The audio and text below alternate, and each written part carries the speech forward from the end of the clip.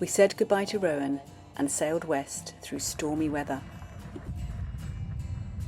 We arrive in the village of Wakatobi and find out about the culture of the Bajau tribe. So we're on the move again, and this time we're heading to the Fam Islands. We picked up anchor this morning and headed off, and then realised that our Navionics subscription had run out.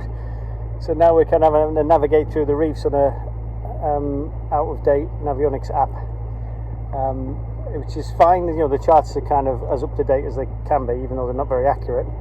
But it means we can't do an automatic route, so we kind of having to pick our way through manually, which is not a bad thing. Keeps you on your toes. The only other thing is there's a lot of currents through these kind of atolls, and we have found ourselves sometimes just sort of heading towards a distant point, and then suddenly we're going sideways because the current has suddenly kind of done something weird. So it certainly keeps you on your toes. I mean, it looks quite placid when you look out, although we have got a rainstorm just about to hit us over there.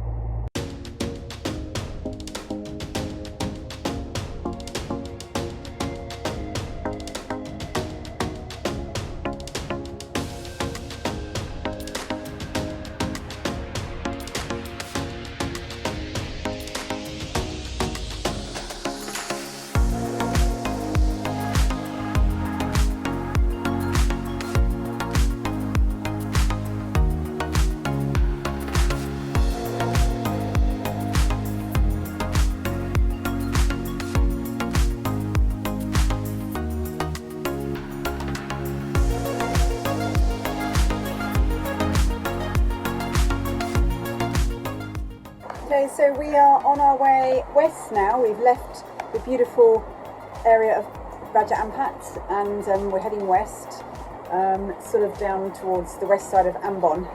A pretty horrible weather though. It's been on and off raining non-stop, but we have got wind, so I'm not complaining.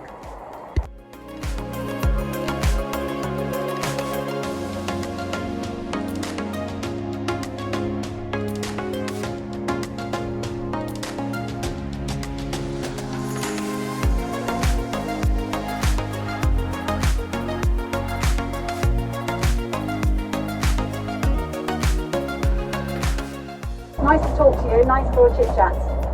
Alright, thank you. See you. Have a nice evening. Yeah, you two take care, and we'll go back to 16.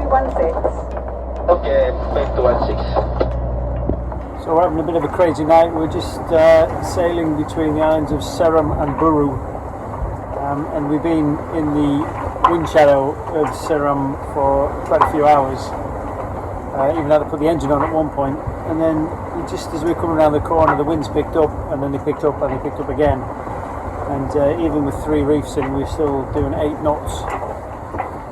So we were going to try and make it to the town of Nemia to get some extra fuel and some provisions, but it's just going to prove too difficult. It's just blowing way too high, and we can't point. Well, we can point, but it's really uncomfortable, and we don't want to sort of be banging through the waves like all night. So we've decided to go to the north end of Buru and just go to shelter there and just wait for our buddy boat Tea Time to turn up. And they've got some supplies on board for us as well, so we'll just wait it out. So we are just passing the island of Ambon, crossing the sort of section to Pulau Buru, and this is where there's been a lot of fishing boats, and there's one that's just passed, and it's like a whole kind of trail of boats and stuff. There's like one massive bright one on the front with lots and lots of lights on it, and trailing behind there's another boat, and then there's this flashing thing on the back of it, and it's like kind of just a trail of different things. I don't know if they're coming back from a fishing trip or that's what they do. They take it all out and do it with that, but it's, you know, you don't really know which way to go because it hasn't got, you know, like your green and red starboard port lights. It's just a massive light structure. So I was going along, and I thought I would sort of go in front of it between that and this other sort of flashing fishing device, and then it suddenly looked like it was sort of moving forwards and I wasn't going to get past, so I had sort of last minute decision, I had to sort of turn around, go behind it, and it was flashing this light at me, and then kind of I think maybe it flashed once I passed everything. So, because you never know if they've got a net out the back either. So, yeah, it's quite interesting. It keeps you awake. I've been standing up for the whole watch so far. So after the last watch, I had 3 hours off, and then I'm back on. I've been back on again since 5 o'clock, and so I get to watch the sun come up. It's nice. You can actually see what's actually hitting you out here. But it's been pretty much like this all night. We've just going between these 2 islands, and yeah, it's just been like gusting up to 25 knots, so that's a 4-6 on the Beaufort scale, which means, yeah, winds up to 25 knots, and the sea state is rough. I think they call it moderate, but I think it's more like rough. But yeah, I mean, at least you can see it now. Like overnight, you can't see it. You can feel the boat moving, but you can't see it. But now you can actually see the waves just crashing as we're beating into it. It's not like an ideal sailing tack to be on, really, but that's the only way we can do it to get west. In the wake of the storm, I was shaken, I was reborn. I got another shot to make it to the top today. I'm pulling up the sutures, I'm ready for the future. I'm ready for the slings and arrows and the fortunes lost. And there's a voice that's buried deep inside my head. As it stumbled out, it said, hey, I got another chance. I was living like a zombie, head in a trance.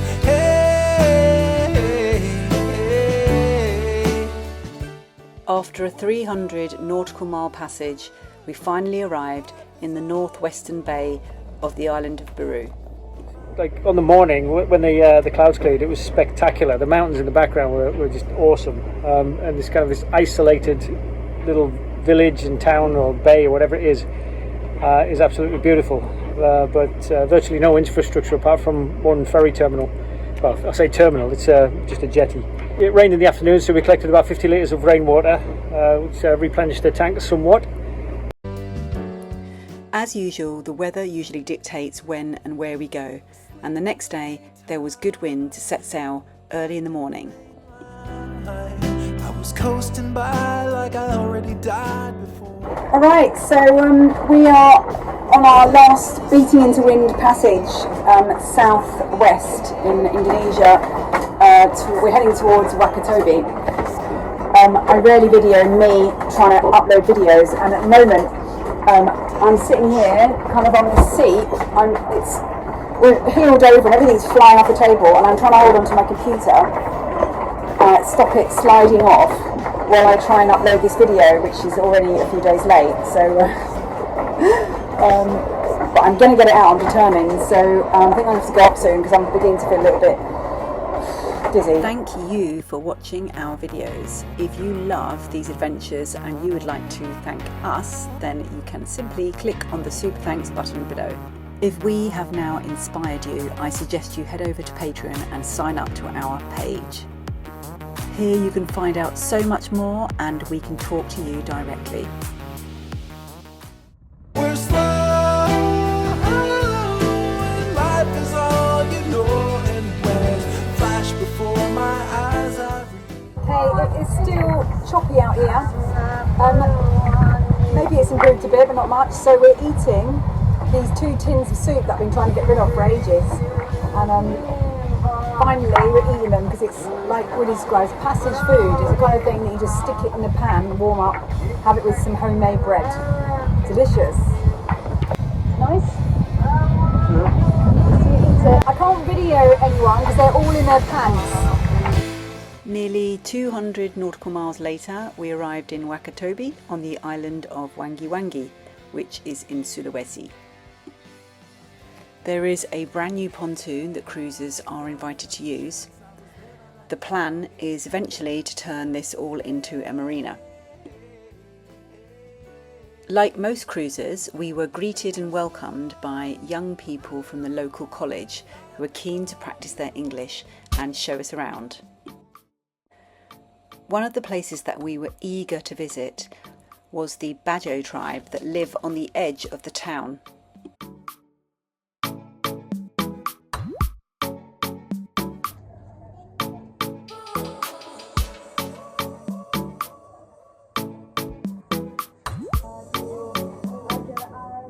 So we're here in the village for the Bajau tribe, and they are people that used to live on boats, and purely their life was just fishing, and they lived on their boats. But now they have moved here and kind of made themselves a sort of permanent resident, and they're kind of on the side of the village of Wakatobi.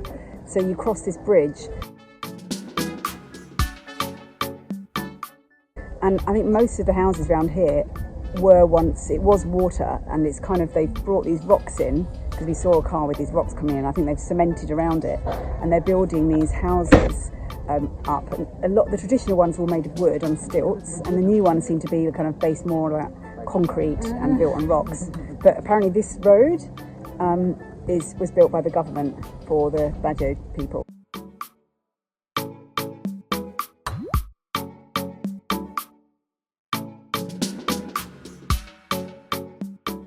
So over here we can see how the village used to be on wooden stilts and wooden shacks. Behind it, they've concreted most of it over.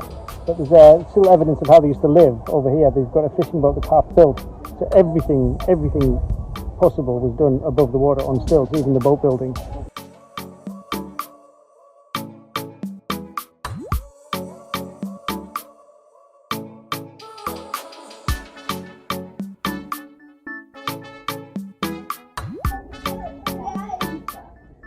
Tasha was saying that when the tide goes down and the water level drops, everybody here in this village, in this town, they go searching for shells. Obviously the tide's low, they can see them, but they search for shells to eat them? Yes. To eat them, yeah. Cool. They live on boats, and because of their nomadic lifestyle, they're often called sea gypsies.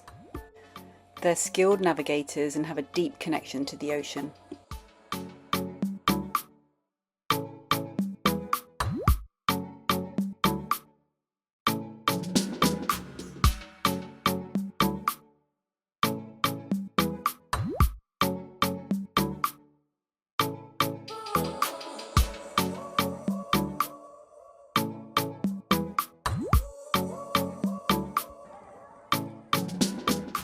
Just behind me, the island here, this is the kind of cemetery island, and that's where they bury their dead. And nobody actually lives over there, and so the bodies get carried over there by boat.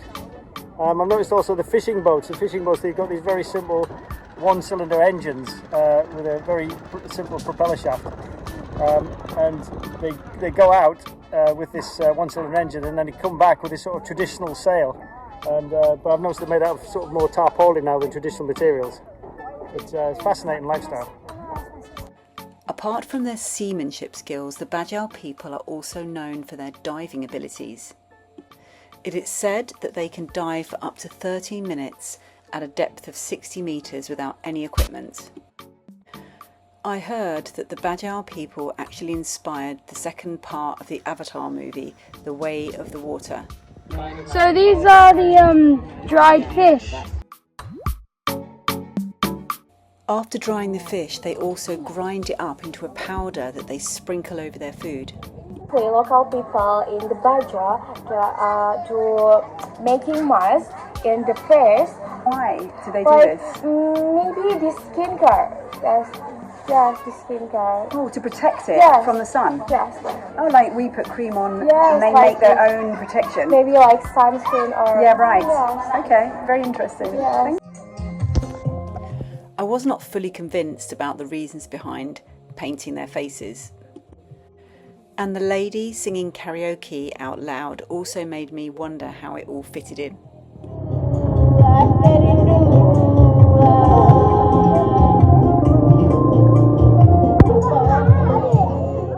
But the kids seemed to like it, so I figured it must serve a purpose somewhere. 1, 2, 3.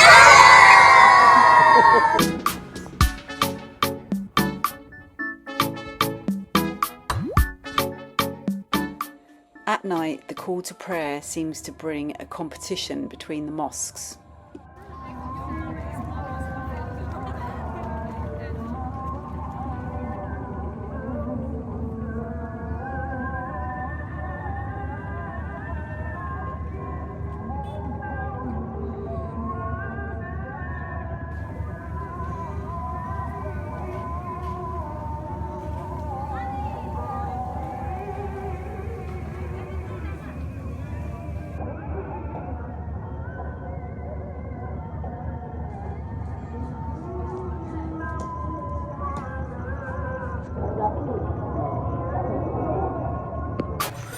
So this is a back scratcher, like I really want one, and some lovely kind of homemade spoons. Someone set up a little workshop here, and this is where they make it. Really nice.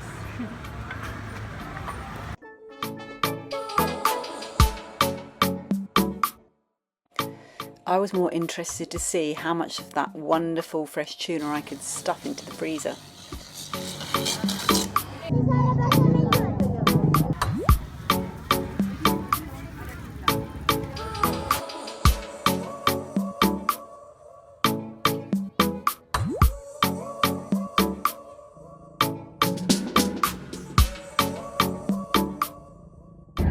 So this is Ampat and Tasha, and they've been our students since we've been here. When we arrived, they met us on the dock and they said they wanted to practice their English.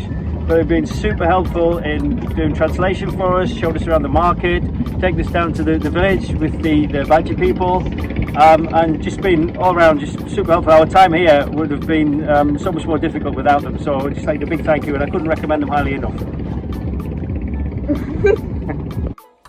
So as usual, it was time to move on and sail to our next destination.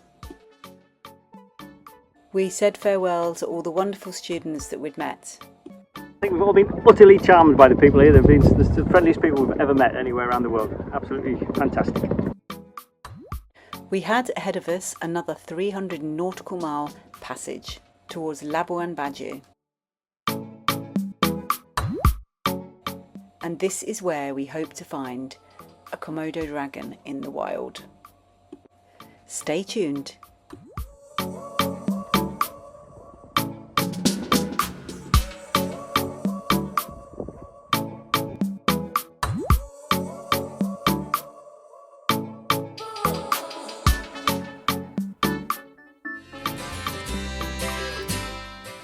So stay tuned for more adventures as we sail around the world. If you want to find out how to fix your boat, go to our Mothership Maintenance channel, and if you've got any questions you want to ask us, join our patron family. You and me, we're family. Sing